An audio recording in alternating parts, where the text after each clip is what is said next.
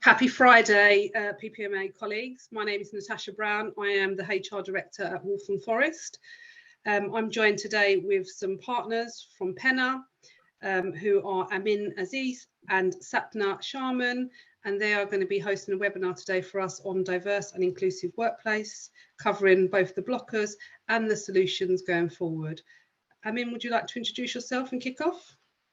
Yes, thank you very much, Natasha. My name's Amin Aziz and I'm a senior consultant in the executive search team at Penna.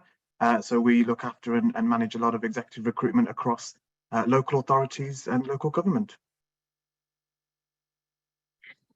Hi, I'm Sapna Sharma. I'm a senior consultant within the same executive search team as Amin, and again, sort of work with a real variety of local government clients. Perfect. So thank you so much, obviously, for inviting us in today. What Amin and I wanted to really discuss was a really great sort of webinar that we hosted back in June. We were very, very lucky to have two really sort of expert sort of panelists who worked with us on the actual sort of EDI webinar, looking at really the blockers and the solutions. The reason that we put together the EDI webinars, just as a way of introduction, is because internally within sort of Penna, obviously we're massively passionate about EDI, but what we felt was we didn't want it to be just another EDI webinar, as in their sole sort of webinar that people attend. We wanted to make it into a series of events.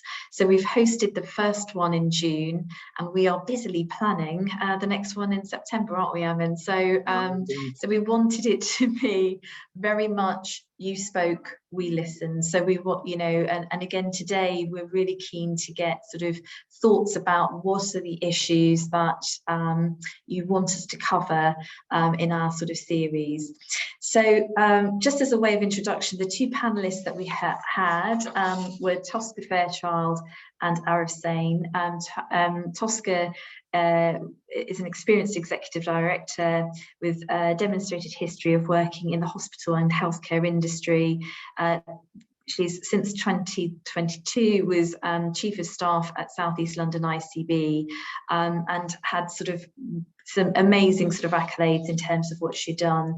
Arif is the co-founder of Inclusivity Global, which is an organisation that delivers expert diversity, inclusion and leadership solutions to businesses and organisations. Arif has sort of over 37 years of experience in the ED&I space, and we wanted to bring them together because we felt that this was going to be a really fantastic opportunity to go through some questions that we felt needed to be asked. And what we thought we'd do today is really go through those questions in a bit more detail to those that obviously hadn't seen the actual webinar back in June. And hopefully what it will do is bring about some debate, some questions. We're not the EDI specialists, I suppose I should really say that, in terms of both Amin and I. However, what we want to do is really sort of get your thoughts about, like I said, what's the sort of thought leadership that you want us to have in terms of the next series. I think that's it in terms of introduction, unless I've missed something off, Amin. But in terms of, I suppose, the first question, I think what we're going to do is we're just going to go through the thoughts that were brought out from that EDI webinar. And I think the very first question that came to all of our minds is, you know, why do we need to get comfortable with having the uncomfortable conversations? And why is there still so much fear about having the conversation still? And I think that the things that we found with that is that some of these conversations, for example, race, can feel like tense conversations. You know, Arif was saying, you know, again, because people don't want to feel like they're being sort of referred to as a racist. There's a real fear of getting things wrong. However, it was really interesting because obviously with Arif's experience, what he was saying is the very best anti-racist, anti-sexist, just as two example sort of organisations, they will embrace the challenge and they say, we might have got it wrong, but let's try it again. And what I think was a really important theme to that question is we all need to be brave and bold. And that was a theme that carried on throughout the actual webinar. And I think that in terms of, you know, what do organisations do? Because again, what we want the actual webinars to be are practical solutions rather than just being spoken at. So I think it's, you know, what do organisations actually do though? So it's not good enough to just say, and this is what Arif was saying, is that it's not good enough to just cut and paste from what other organisations do. Of course, learn best practice. Let's look at, you know, the majority of our clients are local government, but let's see what's being done in private sector. Let's see whether this is actually something that we can adapt as well. But let's not just cut and paste things, but it's also really important to consult with one another, to look at sort of the evidence-based decisions that need to be made, but also really importantly, speak to our own staff. I think this is, you know, the knowledge is within our own organisations as well. So again, I think that's really, really important, but we've got to be brave. We've got to tackle the issues. And I think that, again, what Tosca brought out, which I think again is very important, was about lived experiences. So my lived experience and what it feels like to be a minority, for example, and if you're not in that minority, again, that fear about having the conversation is, am I going to say something wrong? Am I? And the truth is, I haven't. It's all about the learning opportunity, and I think if we looked at it in terms of just the very basics, what it also comes down to is that we all want to be treated in the same way. So it's really important. That's something that we know, the fear about having the conversation, but it's really important to look at our own lived experiences and say, you know, my experience of, say, 24 hours is very, very different to somebody else's experience in, say, a 24-hour period.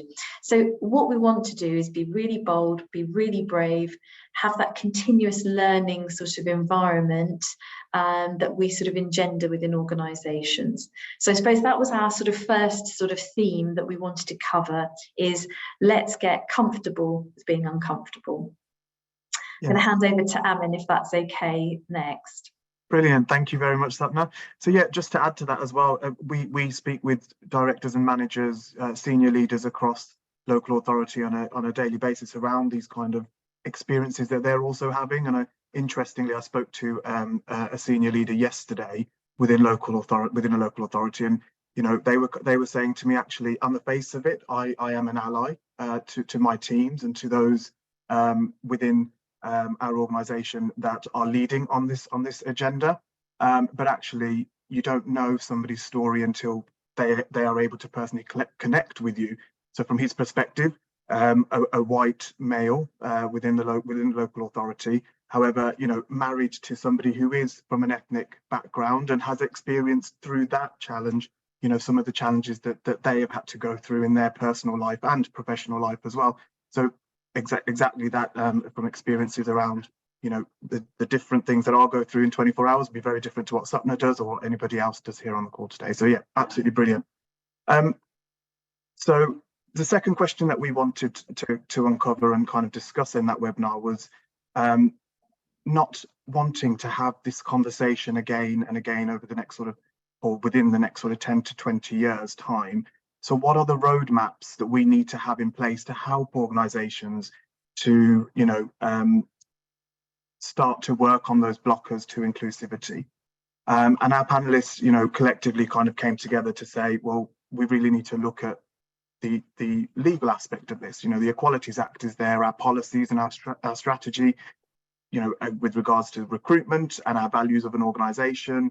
They are all there to help us, support us and sort of guide us through, you know, as organisations to kind of put stoppers, also to stop the blockers to inclusivity going forward. And I think it was interesting because what was brought out of that was that, you know, you can feel, or you can get a feel of whether or not an organisation lives and breathes its values through their policies and through that strategy, but also about how they deliver and embed those. So is a coherent strategy enough?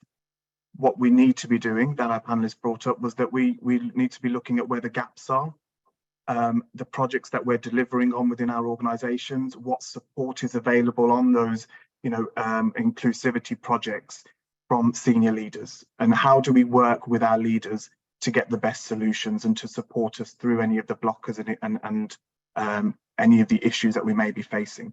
So it's all well and good to have the policies and the legal side of things is there to support us. However, how are we living and breathing those strategies and policies, and where are the gaps, and are these policies and strategies achievable, and are they realistic? And if not, seeking the support of our senior leaders to be able to make them more achievable and more realistic, all the while acknowledging that these kind of issues will take time, and it will take effort. So it's not something that can be resolved overnight.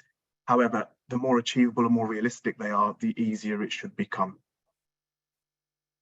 And again, it came down to that key theme that Sapna mentioned as well. Our panelists were, kind of saying, you've got to be brave and you've got to be bold. And you've got to be brave and bold enough to be able to raise those issues with policies and with strategies that you may see, and be able to push forward and gather and get that support from senior leaders from senior leadership teams, in order to start to work on, looking at better maps for succession planning, talent management strategies.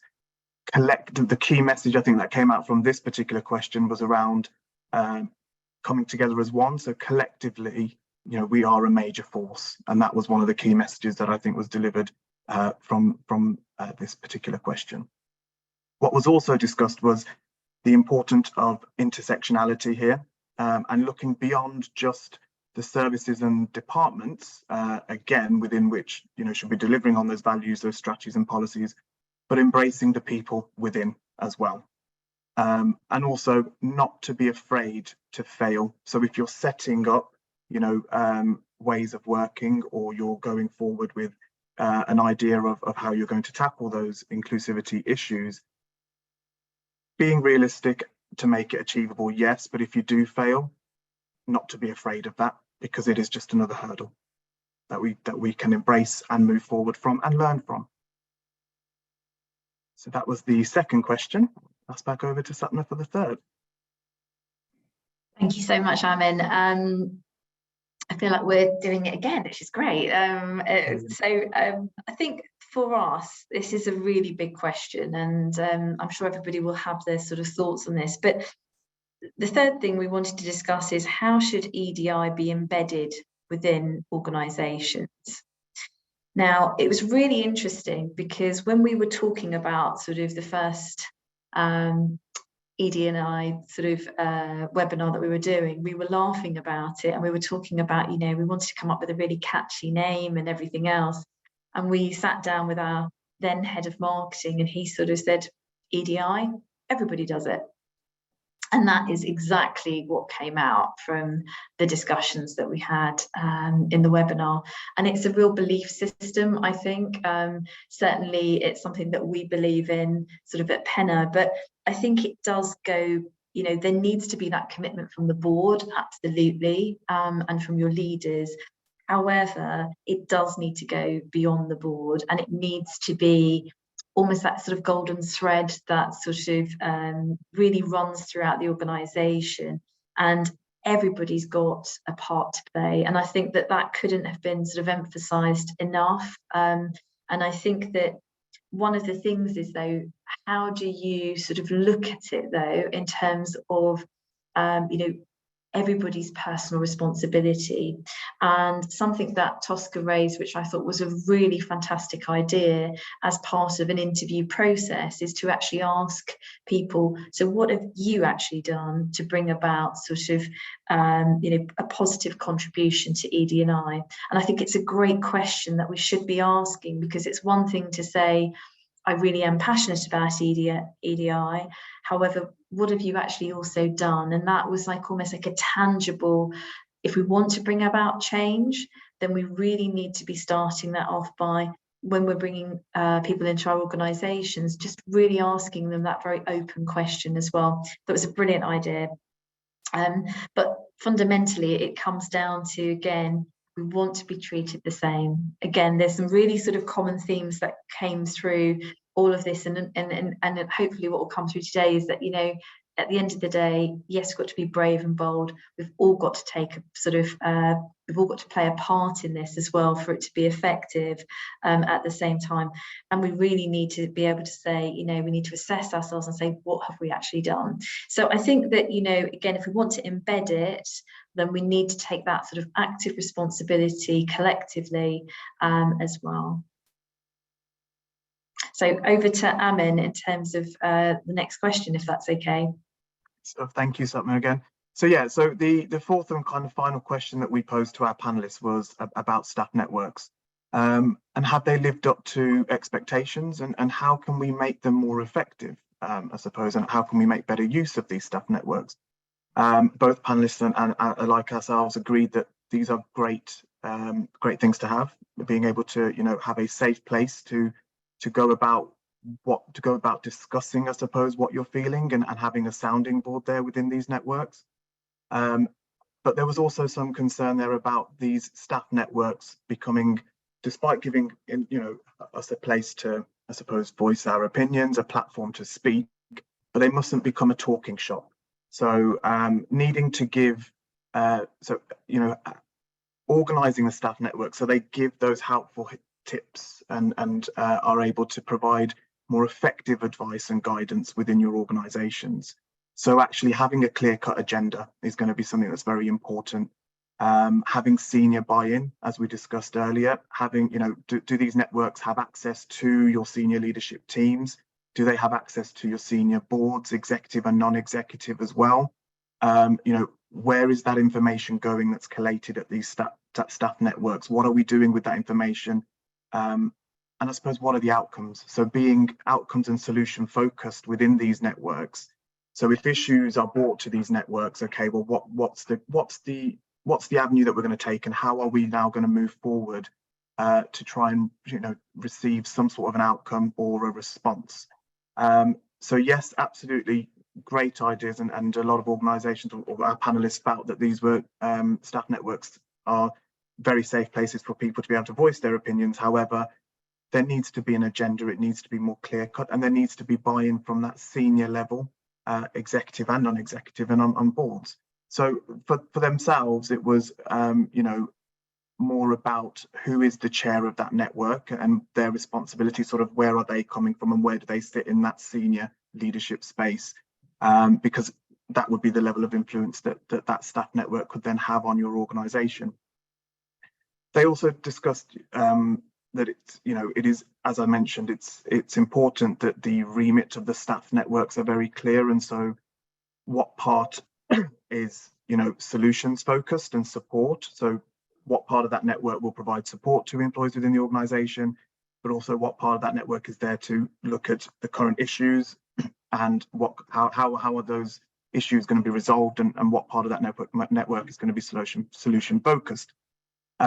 Our panelists agreed that, you know, it's about these networks being a space where lived experience and HR solutions can come together as one. So individuals within organisations being able to come and speak about their experiences and their very true lived experiences, alongside senior colleagues and HR professionals being able to then develop, you know, is it that the policies or strategies or our values now need to be rethought or relooked at, you know, develop those solutions to be able to move the organisation forward. And again, coming down to that, being very outcomes and solutions focused in that respect from these networks. And as I mentioned previously as well, they need funding, and chairs need to meet regularly. So there needs to be that buy-in across the whole of the organisation. And the chairs of all these different networks need to come together very regularly in order to talk about those difficult conversations and start to have those what may feel like uncomfortable conversations, and start to make them more natural and make them more comfortable within their surroundings in order to be able to have that then impact throughout the organisation. I suppose it's our panelists felt that if these kind of things don't happen at these staff networks, that people otherwise will walk away and start to feel that there isn't a difference being made, or that they have not been able to make an impact. So they wanted to highlight that it is very important for, you know, individuals who are joining these staff networks and who are part of these staff networks to be able to feel that they are making a difference as well. And so having that clear remit, clear agenda and solution and outcome focus is also going to aid that. So in essence, that was, you know, the first one. I can see there's lots of things going on in the chat as well, which is great to see. And like we said, you know, the whole purpose behind the webinars is it will have a surgery feel.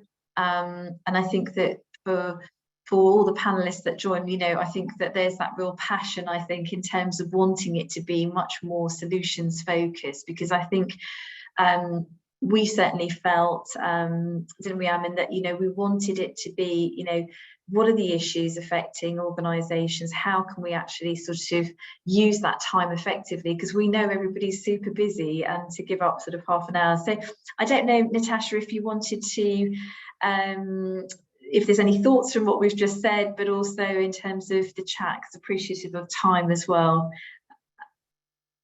Thank you very much. Yeah, there's lots going on in the chat, which is really, really interesting to see. Has anybody got a burning question that they'd like to put forward that they think would be, you know, crucial for us to maybe discuss now? No, is anyone brave? So some of the stuff going on. Oh, sorry, I can't see. I can't see. That's all right. Go ahead, Leah. It's just me, Leah.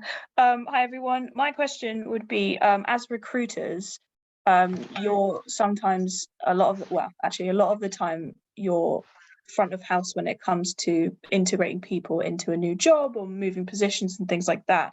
And so how important is ED&I to you as recruiters? Did you want to go first, Sapna? Yeah, I think it underpins absolutely everything that we do. I think because it's part of your values, if I'm being honest with you. And I think, Natasha, you mentioned something about the embedding, you know, does Penna need to do some more work about embedding sort of ED&I? So as recruiters, I think it is something that you almost live and breathe. Obviously, we're still learning, and I've just come out of an ED&I workshop, and I sort of came out and I've learned something new today. You know, but I think it's that curiosity. And I think it's that ability to be able to say, from our perspective as recruiters, that we are talking to our clients constantly, that we are sort of raising the agenda, that we, again, I think when it becomes part of your belief system, it is a really natural thing to do. And I think that, I don't know, obviously I'm you know, keen to get your sort of thoughts on it, but I think for me personally, it's how I sort of live and breathe the sort of values. And I think it's about having those sort of open conversations with our candidates, with our clients. You know, we talk about representation a lot with our clients and candidates as well. But I'll hand over to Amin, sorry, I'm sure you'll be able to fill in a bit more. Thanks, Sapna. Yeah, I mean, from my perspective in the world of recruitment, a number of people have said to me, "Oh, you just, as a recruiter, you just fall into recruitment. You don't make that conscious decision to actually go into it." I think my story is a little bit different. I think I chose essentially to come into the world of an area or work somewhere where I can really make a difference. It comes down to individuality for me. I'm an assessment specialist. I, you know, have worked and designed a number of different assessment centres, and my key focus there has always been within Penna, within my role at Penna, and previously in other roles. It's always been about how do we get the best out of every individual, and how can we also start to make a real difference by putting the right people in the right roles. The roles have got to be right for the person. It's also got to be the right person for the organisation and for that role as well. So from my perspective, it comes down to individuality. It comes down to being able to make a difference. And as Sapna referenced there, you know, some of the key solutions that we're being asked to source now is that issue of representation. And are we, you know, as an organisation representing the communities, etc., that we're serving? And that can make a real big difference for a lot of people. And I think from my perspective, it's about how do we continually adapt our processes to support local authorities in being able to place the right people in the right roles and meet their aims and objectives and being more inclusive as we go alongside doing that. I think also the other thing is it's really important to have the conversations. And when we are talking to clients about their recruitment needs, I think that's hugely important, that if the client isn't raising it, we're raising it.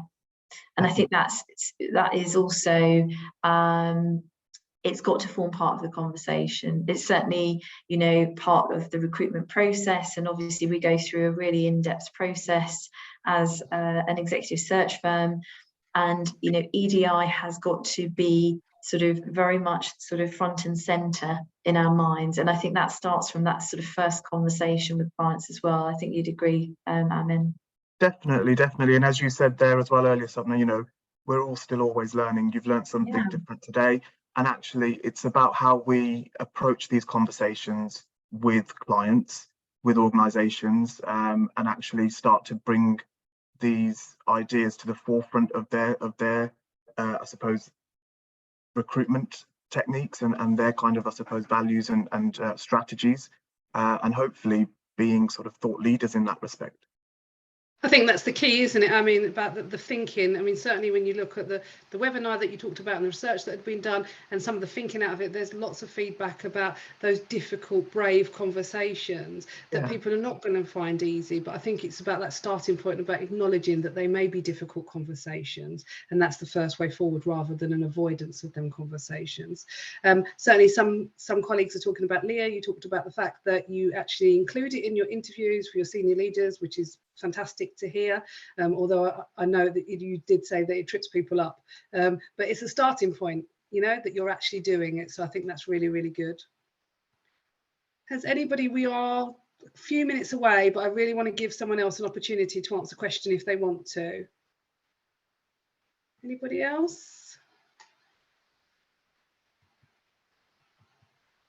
Sorry to interject, Natasha. It'd be really good if, certainly it doesn't have to be a question, but just any thoughts about what would you like us to cover next?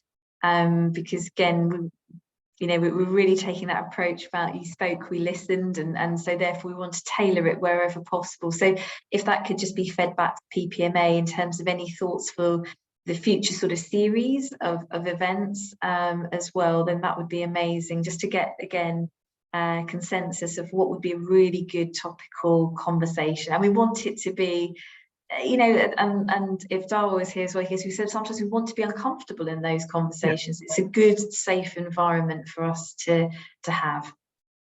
Absolutely, and certainly some of the questions that you've covered, you know, I've asked some of the supplementary questions about that, whether these are things that we'd like to see Penna include for the future, and colleagues are participating, which is really, really good. But again, afterwards, if anyone's got any additional things that they want to add, or you come off of it and think, my goodness, I should have said that, actually the door's never closed, and please contact PPMA with further updates and they'll pass it on to Penna. As we close, I'd like to say a huge thank you to Penna, to both Amin and Sapna. It was really insightful webinar. Thank you very much for your time. Thank you very much for having us. It's been an absolute pleasure, and we look forward to speaking on this agenda again. Thank you. And thank you to all my PPMA fellow colleagues. Thank you very much. Thank you. Thank you. Bye-bye.